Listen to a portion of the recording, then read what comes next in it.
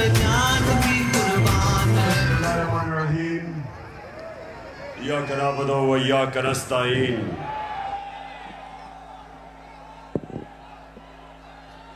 मैं सबसे पहले अपने पिंडी के एमएनएज, मेरे एमपीज, मैं आप सबको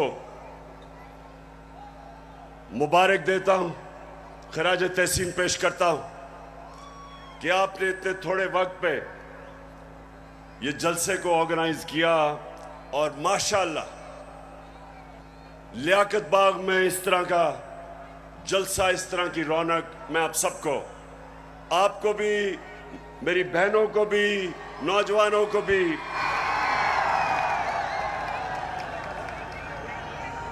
अच्छा, आपने बड़ा संजीदा तरीके से मेरी तकरीर सुननी है, क्योंकि आज मेरे मुल्क में कैंपेन चल रही है और मैं उस कैंपेन के ऊपर भी आऊंगा। उस कैंपेन का एक ही मकसद है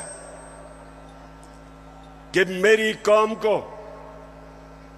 हकीकी तौर पे आजाद ना होने दो। मेरे नौजवानों, खास तौर पे आप, मैं भी बैठा आपको देख रहा था, मुस्तकबिल आपका है।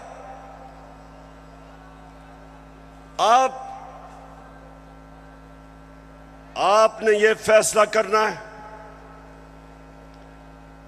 कि क्या हमने उस पाकिस्तान में बड़ा होना है जिसकी ख्वाब देखी थी इल्लामा इकबाल ने और जिसके लिए जदोजहद की थी कायदे आजम ने, या वो पाकिस्तान जिधर कमजोर के लिए एक कानून, ताकतवर कानून से ऊपर कमजोर अपने हकूक ढूंढता है और ताकतवर सारे कानून तोड़ता है। ये पाकिस्तान जिस तरफ जा रहा है, मेरे नबी सल्लल्लाहु अलैहि वसल्लम ने तकरीबन 1500 साल पहले कहा था कि तुम्हारे से पहले बड़ी कौमें तबाह हुई। जो कमजोर जब चोरी करता था तो जेल में डाल देते थे, लेकिन जब ताकतवर जुर्म करता था तो वो माशरा उनको नहीं पकड़ता था, कौम तबाह हो जाती थी। आज अगर हमारी कौम एक अजीम कौम नहीं बन सकी तो वो जो मेरे नबी सल्लल्लाहु अलैहि वसल्लम ने 1500 साल पहले कहा था, उस वजह से नहीं हो सकी। जिस मुल्क के ऊपर उसका सारा करप्ट टोला डाकू ईवानों में बैठ जाए और आम आदमी अपने बुनियादी हुकूक की तलाश में हो, जितनी मर्जी चोरी करनी है बड़ा डाकू चोरी करे, उसको पाकिस्तान का जब निजाम, इंसाफ का निजाम नहीं पकड़ता, उस मुल्क का कोई मुस्तकबिल नहीं है। इसलिए मैंने अपनी हकीकी आजादी की तहरीक का आगाज जो आज मैं शुरू कर रहा हूं, मैंने लियाकत बाग से किया, क्योंकि ये एक ऐसा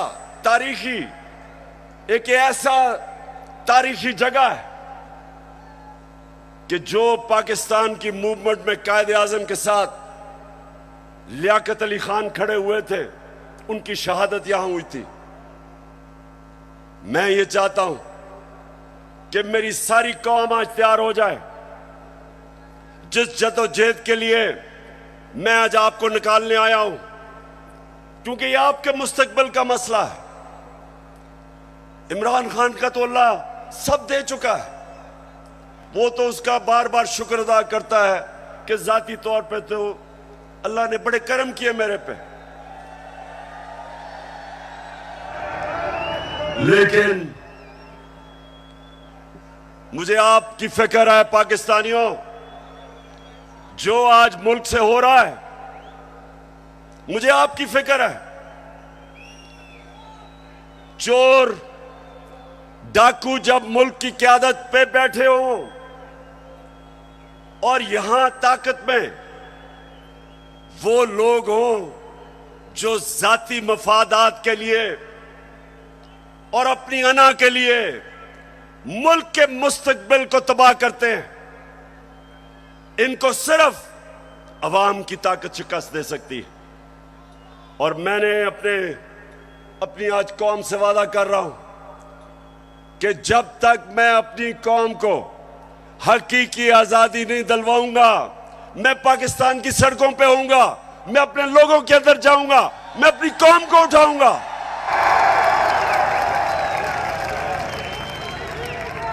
क्यों? नौजवानों सुनो, क्यों इमरान खान को हटाने की जरूरत पड़ी?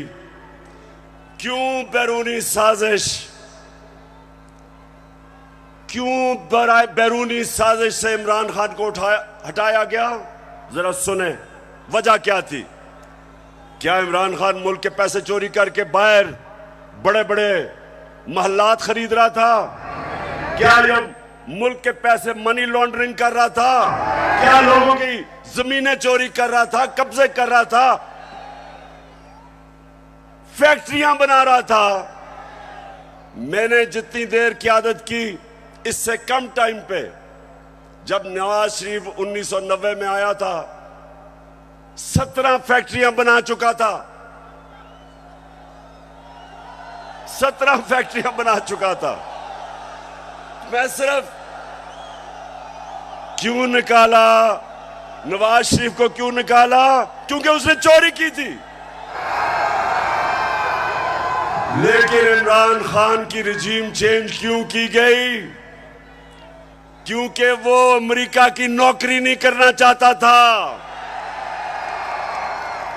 वो एक आजाद फॉरेन पॉलिसी बनाना चाहता था, जिसका मेरी बहनों और नौजवानों समझो आजाद फॉरेन पॉलिसी क्या होती है। वो फॉरेन पॉलिसी होती है जो अपने अवाम की बेहतरी के लिए होती है। जो फॉरेन पॉलिसी दूसरे मुल्कों के मफादात की हिफाजत करने के लिए होती है और अपने लोगों को दूसरों के लिए कुर्बान करने के लिए होती है, उस फॉरेन पॉलिसी के खिलाफ में आया था। मैं ये नहीं चाहता था कि अमेरिका की जंग में मेरी कौम जाए और 80,000 मेरे लोग उस जंग के अंदर कुर्बान हो अमेरिका के लिए। मैं नहीं चाहता था कि अगर आप अमेरिका अफगानिस्तान में यहां से हमारे ऊपर से कोई कार्रवाई करे, मैं नहीं चाहता था कि मेरा मुल्क मुलव्वस हो उसमें। क्योंकि मैं क्यों चाहूं कि अफगानिस्तान से हमारे ताल्लुकात खराब हो? मैं चाहता हूं कि मेरी फॉरेन पॉलिसी हो जो मेरे लोगों की बेहतरी में हो। अगर रूस से मुझे 30 या 40% कम कीमत पे तेल मिलता था और मैं अपने लोगों को सस्ती पेट्रोल और फजलुर रहमान दूं, तो मैं क्यों ना दूं?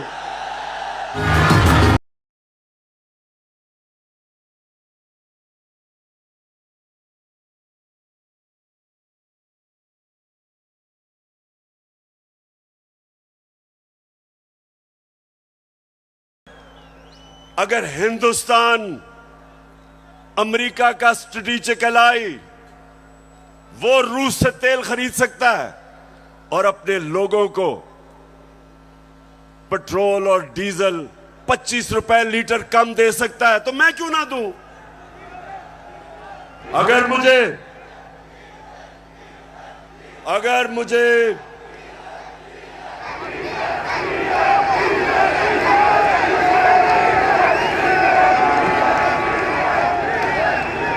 सुने नौजवानों, ये जरूरी है सुनना। देखें, अब आप समझ जाए, आजाद फॉरेन पॉलिसी है हिंदुस्तान की। उनका मुल्क सारे फैसले करता है अपने लोगों की बेहतरी के लिए। हमारे यहां जो गुलाम बैठे हुए थे, फैसले करते हैं दूसरे मुल्क के लिए, अपने लोगों को कुर्बान करते हैं। हम दूसरों की जंगों में शामिल होके अपने मुल्क की तबाही करते हैं। सबसे ज्यादा जो लोग बात नहीं करते, अमेरिका की जंग में जो कबायली इलाके के लोगों से जो जुल्म हुआ, जिस तरह सारा कबायली इलाका उजड़ा, 400 ड्रोन अटैक हुए, औरतें बच्चे मारे गए, उनकी जंग की वजह से 35 लाख कबायली इलाके के लोग नकल मकानी कर गए। कौन जिम्मेदार है? सिर्फ इसलिए कि यहां थोड़े साहिब इख्तिदार बैठे हुए थे जिनको थोड़े डॉलर मिलने थे, जिन्होंने थोड़े से डॉलरों के लिए अपने मुल्क को वो नुकसान पहुंचाया जो अभी भी कबायली इलाका नहीं उस नुकसान से बचा। दूसरी चीज, मैं हमेशा कहता था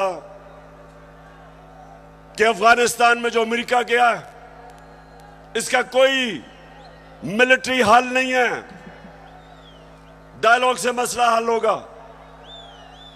और यह पसंद नहीं था उनको।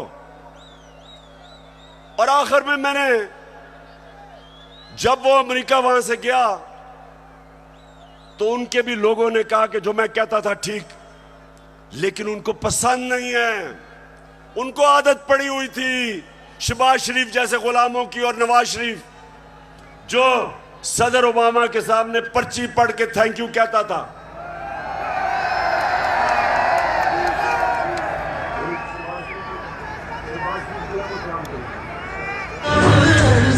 खुदा के काबे से।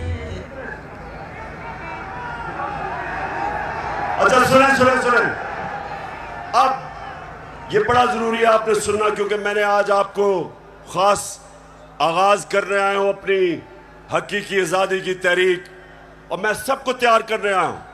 तो सुनने आपने मेरी बात कि पहले तो हटाया क्यों, फिर इनको तकलीफ क्या हुई बाहर वाले मुल्कों को। पहली दफा पाकिस्तान का प्राइम मिनिस्टर OIC की मीटिंग में जाता है, यूनाइटेड नेशंस की जनरल असेंबली में जाता है, और क्या कहता है? कहता है कि मुसलमानों को बड़ी तकलीफ होती है जब हमारे नबी सल्लल्लाहु अलैहि वसल्लम की शान में गुस्ताखी की जाती है। आजादी राय की आड़ लेके सारे फोरम के ऊपर पहली दफा, बल्कि पाकिस्तान के लीडर ही नहीं, दुनिया में भी किसी मुसलमान लीडर ने यह बात नहीं की। और उसकी वजह से मुझे सबसे बड़ा फख्र यह है कि पहली दफा 2 मगरबी लीडर्स, रूस के प्रेसिडेंट पुतिन और कनाडा का जस्टिन ट्रूडो प्राइम मिनिस्टर, दोनों ने स्टेटमेंट दी कि आप आजादी राय की आड़ लेके हमारे नबी सल्लल्लाहु अलैहि वसल्लम की शान में गुस्ताखी नहीं कर सकते। यह कभी पहले नहीं हुआ। और 15 मार्च, जो मुझे सबसे ज्यादा फख्र है, आप अगर मेरे से पूछे ना कि 3.5 साल में किस चीज में सबसे ज्यादा फख्र हुआ, 15 मार्च यूनाइटेड नेशंस ने फैसला किया कि एंटी इस्लामोफोबिक डे बनाया में।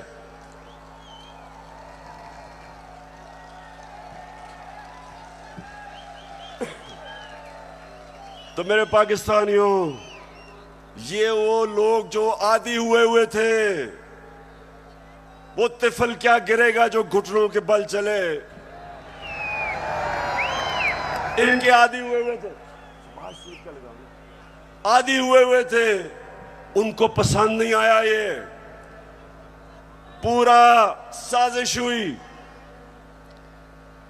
डोनाल्ड लू ने धमकी दी, साजिश पहले से हुई थी, और इन्होंने तब वो गवर्नमेंट गिराई जो उस वक्त 17 साल के बाद सबसे बेहतर माशी तरक्की कर रही थी। 17 साल के बाद आखिरी 2 साल में 5.6% और 6% पाकिस्तान इकोनॉमिकली हमारी ग्रोथ रेट थी, हमारी दौलत में इजाफा था। उस गवर्नमेंट को गिराया जिसकी रिकॉर्ड एक्सपोर्ट्स थी, रिकॉर्ड टैक्स कलेक्शन, बैरून मुल्क पाकिस्तानियों ने रिकॉर्ड रेमिटेंसेस भेजी। उस गवर्नमेंट को इन्होंने गिराया। किसानों के लिए बेहतरीन जो हमने पैकेजेस दिए, रिकॉर्ड फसलें हुई, उस गवर्नमेंट को इन्होंने गिराया। और उन्होंने गिराया इसलिए कि इनको इमरान खान नहीं चाहिए था, इनको चेरी ब्लॉसम चाहिए था। अब देखो, ये जरा देखें, होके आया हूँ मैं, यूएई के होके, अभी मैं तुर्की होके आया हूँ, और मैंने उन भाइयों को कहा कि आप हमारे बड़े अजीम भाई हैं, हमेशा आपने हमारी मदद की। और मैंने यही कहा, जब मैं आया हूँ तो आप समझेंगे शायद ये मांगने आया है। मैं मांगने नहीं आया, लेकिन मजबूरी है। हमारा जिस तरह माजी में 75 साल में आपने हमारा हाथ बटाया है, कुछ अर्सा आप हाथ बटा। मैंने कहा मैं वादा करता हूं कि इंशाअल्लाह हम पूरी कौम, हम मिलकर दिन रात, हमेशा आपने हमारी मदद की। और मैंने यही कहा, जब मैं आया हूं तो आप समझेंगे शायद ये मांगने आया है। मैं मांगने नहीं आया, लेकिन मजबूरी है।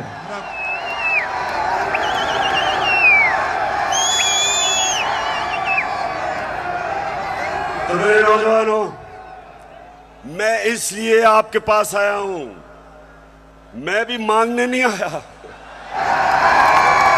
मैं आपको तैयार करवाने आया हूं कि अगर इस वक्त मेरी कौम खड़ी नहीं होगी, इस तरह के लोगों की गुलामी करेंगे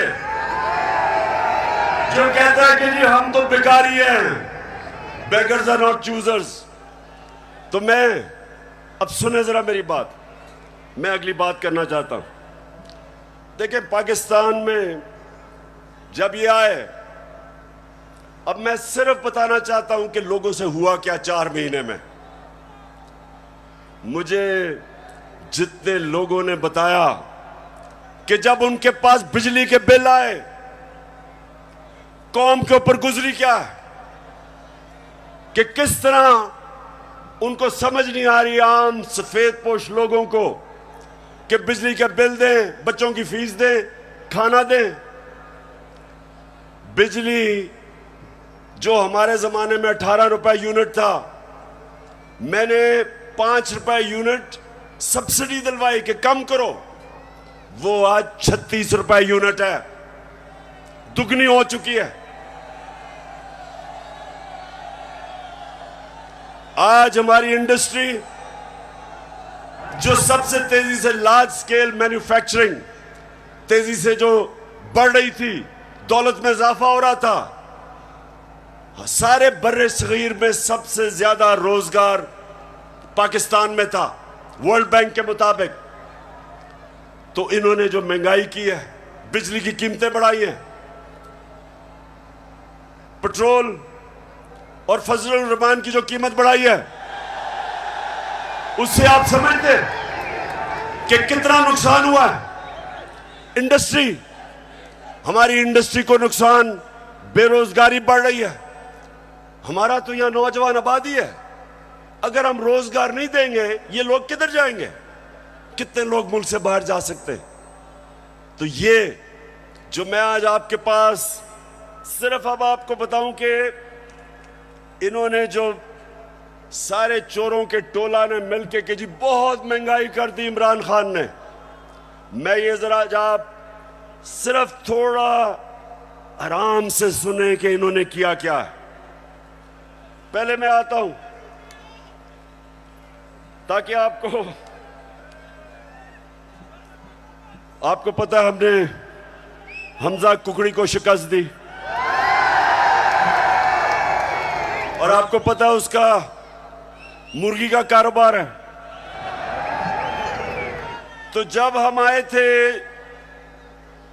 मुर्गी का गोश्त केजी जो बिक रहा था, ये हमारे दौर में साल पहले 160 रुपए केजी, आज पहुंच गया 270 रुपए केजी। पेट्रोल एक साल पहले 120 रुपए लीटर, आज पहुंच गया 234 रुपए लीटर। प्याज मैं इसलिए कह रहा हूं क्योंकि आम आदमी प्याज खाता है। साल पहले 44 रुपए, आज 86 रुपए, 86 रुपए केजी एक साल के अंदर। अंडे दर्जन हमारे जमाने में 155 रुपए, आज 211 रुपए। चावल साल पहले 95 रुपए, आज 121 रुपए। दाल माश आम आदमी खाता है, साल पहले 240 रुपए, आज 366 रुपए। चक्की का आटा साल पहले 70 रुपए केजी, और आज 105 रुपए केजी। ये खाने पीने की आम आदमी की मैं चीजें बता रहा हूं, मैं पैसे वालों का हालात नहीं बता रहा, मैं अपने आम पाकिस्तानियों का बता रहा हूं।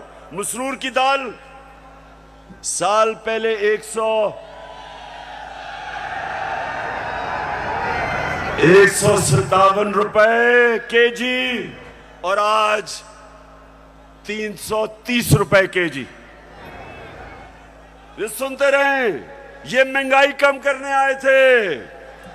घी साल पहले 850 रुपए, आज 1420 रुपए। और जरा तीन चीजें सुन लें। देखें हमारे ऊपर कर्जे चढ़े हुए हैं।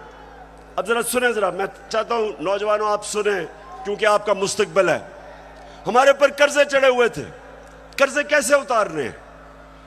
दौलत में इजाफा करके कर्जे उतरते हैं।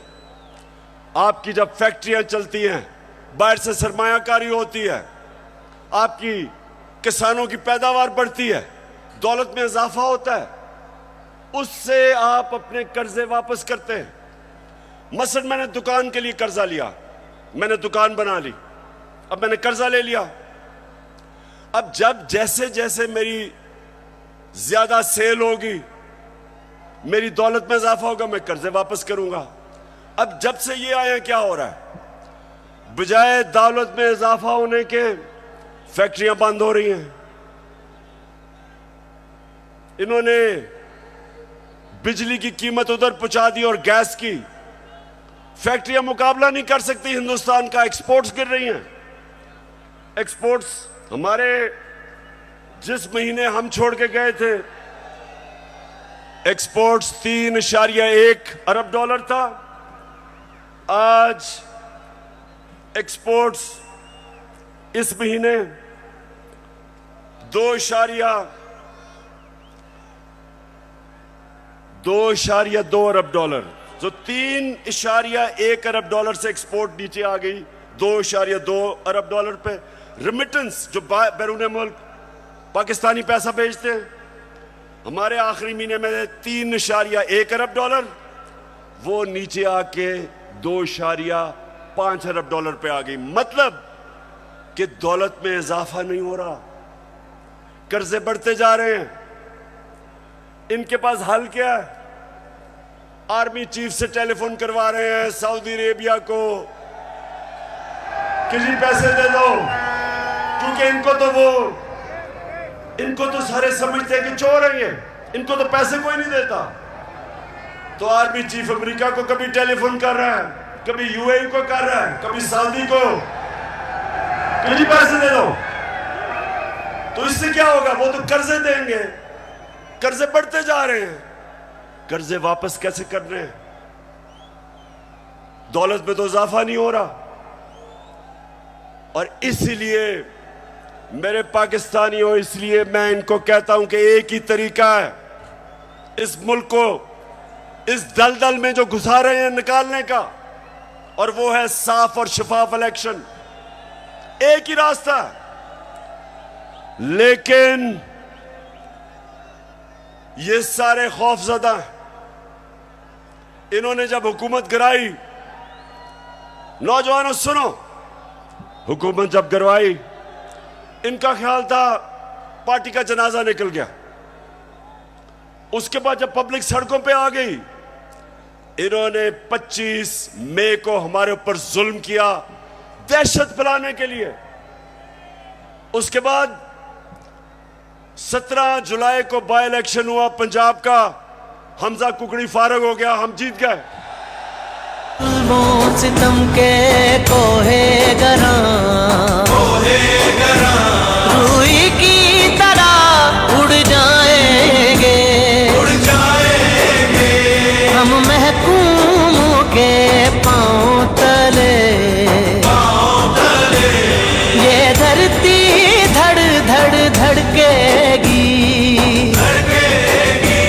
और अहले हुक्म के सहरुख पे जब बिजली कड़कड़ कड़केगी हम देखेंगे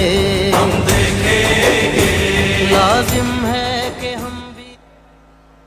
तो जब 17 जुलाई धांधली के बावजूद ये जो इन्होंने चीफ इलेक्शन कमिश्नर बैठाया हुआ है, इसने पूरी खिदमत की मरियम की और हमजा की, पूरी कोशिश की, धांधली की, इंतजामिया इनके साथ, पुलिस इनके साथ। उसके बावजूद पाकिस्तानी कौम, पंजाब के लोग इतनी तादाद में निकले कि इलेक्शन हार गए धांधली के बावजूद। उसके बाद इनको और खौफ आ गया। उसके बाद इन्होंने एक और प्लान लेके आए। इन्होंने कहा अगर हम अब इलेक्शन करवाएंगे तो ये तो 2/3 अक्सरियत ले जाएगी तहरीक इंसाफ। डर गए, खौफजदा हो गए। फिर इन्होंने एक और प्लान बनाया, और प्लान बनाया कि तहरीक इंसाफ को क्रश करो। पाकिस्तान की जो सबसे बड़ी पार्टी, किसी ना किसी तरह इसको क्रश कर इलेक्शन तब तक ना कराओ जब तक पार्टी क्रश ना हो। और मैं बार बार आइन और कानून के बीच में रहता रहा। 25 मई को जो इन्होंने जुल्म किया, उसके बावजूद अगर मैं उस दिन डी चौक में, अगर मैं उस दिन वहां से अपना धरना खत्म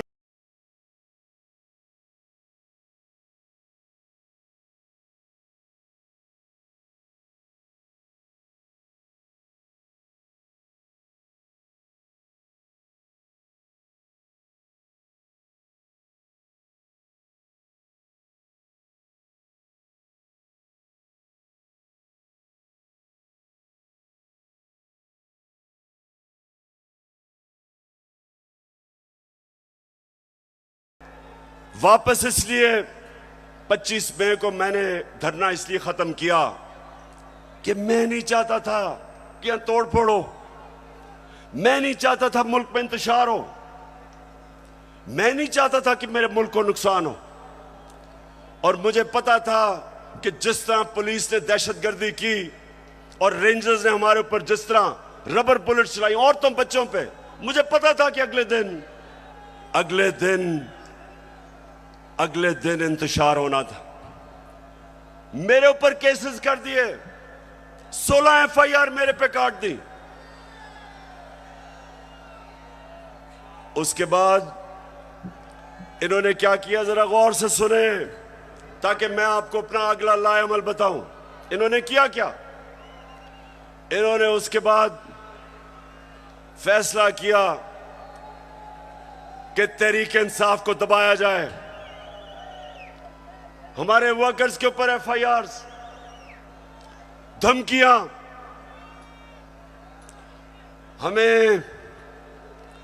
हमें यह कहा गया कि जनाब अगर आप किसी किस्म का अगर आपने किसी किस्म का कानून तोड़ा तो सारा स्टेट की ताकत आपके ऊपर आ जाएगी। एक बहुत बड़ा इस्लामाबाद में तब्दीली भी हुई। एक मिस्टर एक्स उधर लाहौर में और एक मिस्टर वाई को इस्लामाबाद लाया गया हमें सीधा करने के लिए। देखें, मैं अब आता हूं जिस चीज के ऊपर मुझे सबसे ज्यादा तकलीफ है। इन्होंने शहबाज गिल को पकड़ा, अगवा किया, उसको पकड़ के अंदर ले गए, नंगा करके उसको मारा।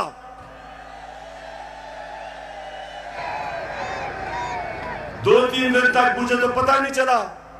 जब मेरे वकील मिलने गए, उन्होंने मुझे आके बताया कि उन्होंने उसका क्या हशर किया। अब शहबाज गिल, जरा मैं सारे पाकिस्तानियों का तो जरा गौर से मेरी बात सुने। वो एक प्रोफेसर है, वो अमेरिका में कॉलेज में पढ़ाता है। वो अपने मुल्क के लिए आया कि यहां वो भी एक नए पाकिस्तान के लिए जद्दोजहद करेगा। उसका कितना बड़ा जुर्म था, कितना बड़ा जुर्म था कि पहले उसको उठा के उसकी गाड़ी का शीशा तोड़ा, उसको उठा के ले गए। उसके ड्राइवर की बीवी को उठा लिया, 10 महीने की बेटी उसकी, उसको ले गए और उसको नंगा करके इन्होंने उसको मारा, उसकी तस्वीरें बनाई।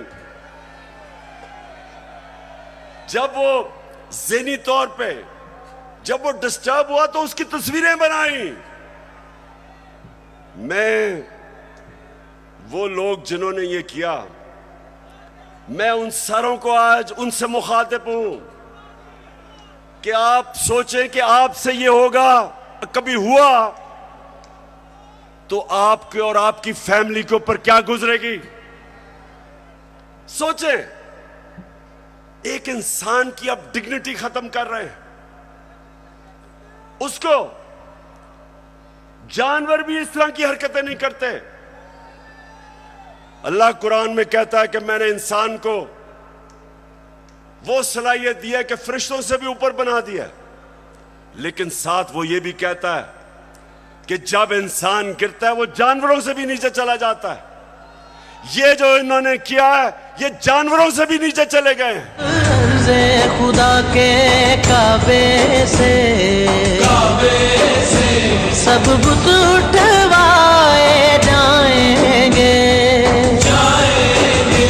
हम रहले सफा। फिर झूठ बोला जाता है। सारे डरे हुए होते हैं। सुपरिटेंडेंट सच नहीं बताते कि उसके ऊपर तशद्दुद हुआ, छुपाने की कोशिश की जाती है। और मुझे जो अफसोस हुआ कि मैजिस्ट्रेट ज़ेबा, जब आपके सामने एक आदमी आया और तशद्दुद पुलिस कर चुकी थी उस पर, क्या आपको वापस पुलिस के पास उसको भेजना चाहिए था? आपको तफ्तीश नहीं करनी चाहिए थी?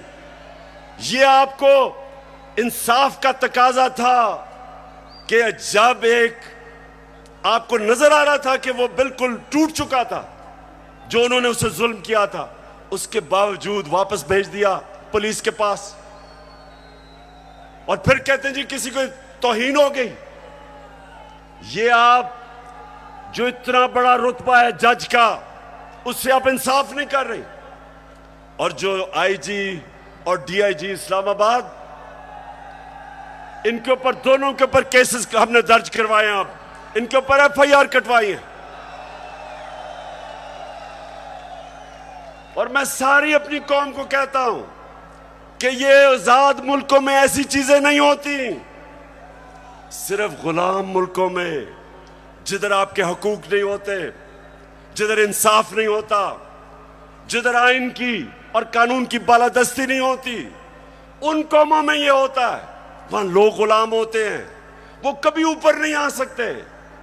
जिस कौम के अंदर इंसाफ नहीं होता, वो कभी ऊपर नहीं आती। नबी सल्लल्लाहु अलैहि वसल्लम ने मदीना में लोगों को इंसाफ दे के आजाद कर दिया था।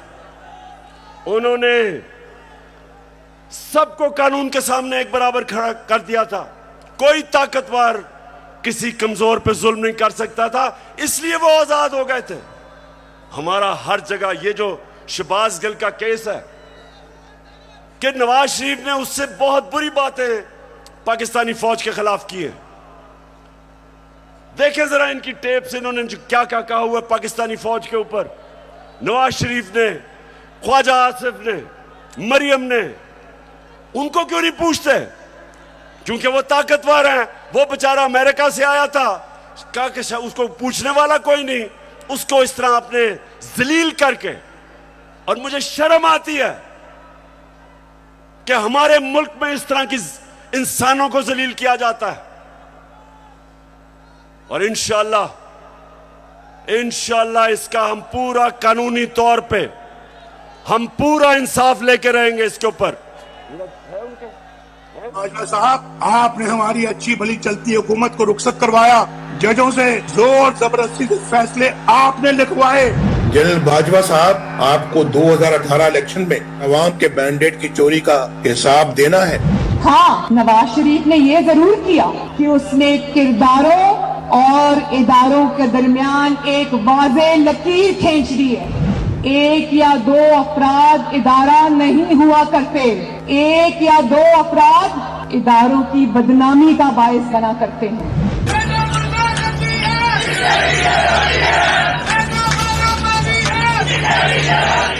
तुम हमें सियासत बतलाते हो, अपने हुदूद में रहो। इसराइल की नौकरी न किया करो। इसराइल के वजीफों पर पलने वाले जर्नलों, अपने हुदूद में रहो। बड़े बड़े रैंकों वालों से भी अपने आप को मुहतरम समझता हूँ, तो सीधे हो जाओ। और अगर बिगड़ोगे तो फिर अगर हम बिगड़ गए तो अफगानिस्तान में अमेरिका का क्या हश्र हुआ, खुदा की कसम यहाँ तुम्हारा वही हश्र होगा। और अभिनंदन की क्या बात करते हैं। मुझे याद है चीफ ऑफ आर्मी स्टाफ तशरीफ लाए, पैर कांप रहे थे, पसीने माथे पे थे। दफा के लिए ये पूरी इंप्यूनिटी के साथ अपना सीना चौड़ा करके डिफेंस बजट को क्लेम कर रहे हैं और मांग रहे हैं कौम से। कौम की हड्डियों से गोश्त तक जो है इन्होंने निचोड़ लिया है और उतार लिया।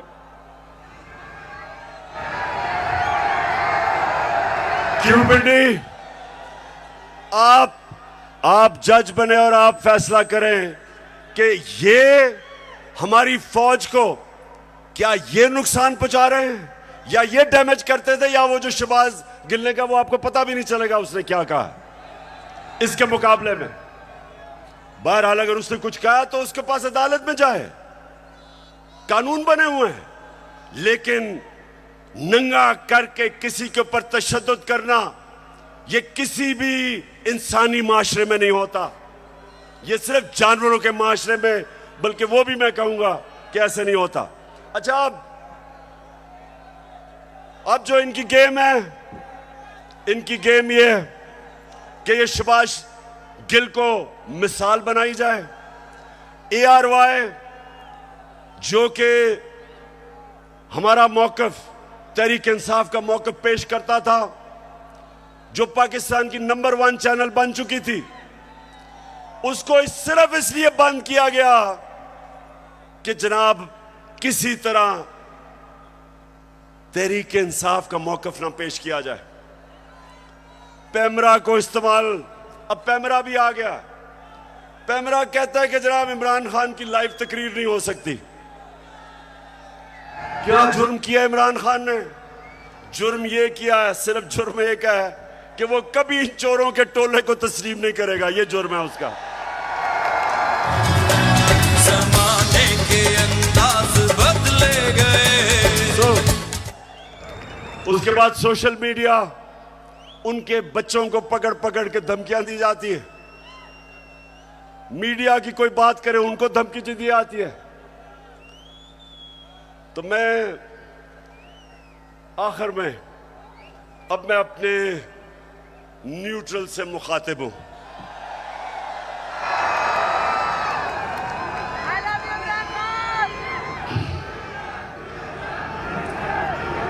मैं सबसे पहले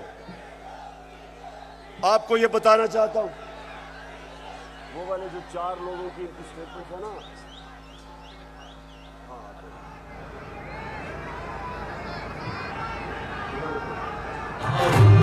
एक मिनट अभी नहीं।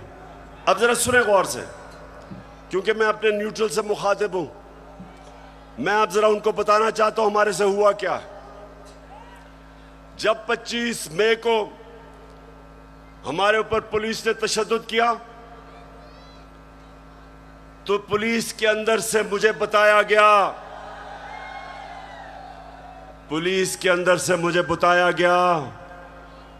कि जनाब ये पीछे से हमें हुक्म था, यानी कि न्यूट्रल्स का प्रेशर था कि इनको फेंटा लगाओ। जरा सुनते जाए, मैं इस मुल्क के अंदर मेरा जीना मरना है। मैं कोई बाहर नहीं भागूंगा, मेरी कोई बाहर जगह नहीं है, मेरा जीना मरना यहां है।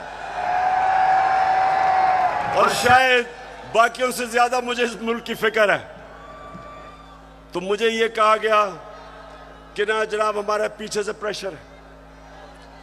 फिर ये जो चीफ इलेक्शन कमीशन हर फैसला हमारे खिलाफ दे रहा है, पूरा ये जो मुझे डिस्क्वालीफाई करने की कोशिश है, अंदर से पैगाम आता है कि जी मैं तो वो तो कुछ नहीं कर रहा, पीछे से प्रेशर है बूट का। फिर सुनते जाएं, हमें ये जो ऑपोजिशन है, ये जरा मैं चाहता हूं सुने कि बदनाम कौन कर रहा है हमारी फौज को। ये अभी ये जो पुलिस वाला जो हुआ शहबाज गिल से, हमने पुलिस से पूछा तुमने तशद्दुद, हमें तो पता ही नहीं जी, पीछे से हुआ है कुछ, वो भी आपकी तरफ कह रहे हैं। तो जो भी हो रहा है आज पाकिस्तान में, जो गलत काम होता है आपका नाम लग जाता है। अब जरा ये सुने कि ये जो आपके इस वक्त खैर ख्वाह बैठे हुए गवर्नमेंट में, ये क्या कहते हैं। जिनकी वजह से होता है, जिनकी मदद से होता है, हम उनकी मदद नहीं लेना चाहते और हम चाहते हैं कि अगली हुकूमत का फैसला पाकिस्तान की आवाम करे। के अदम एतमाद सौदे के बगैर मुमकिन नहीं होती। यहाँ पर अदम एतमाद का जो निज़ाम है इस्टेब्लिश के बगैर मुमकिन नहीं है। कोई डील करके इक़्तिदार नहीं चाहते। पाकिस्तान में तहरीक अदम एतमाद उस सूरत में अमूमन कामयाब होती है जी, जब इस्टेब्लिशमेंट आपकी पुश्त पे हो। इस्टेब्लिशमेंट करती है, वो डील का नतीजा हो है। जब भी अदम एतमाद से होते हैं तो यकीनन डील करती है। इस्टेब्लिशमेंट के बगैर अदम एतमाद की तहरीक को कामयाब नहीं किया जा सकता, क्योंकि इस्टेब्लिशमेंट की एक तीसरी कुव्वत के तौर पे या चौथी कुव्वत के तौर पे पार्लियामेंट में यानी मुकल्लम खुद जो है मौजूद है।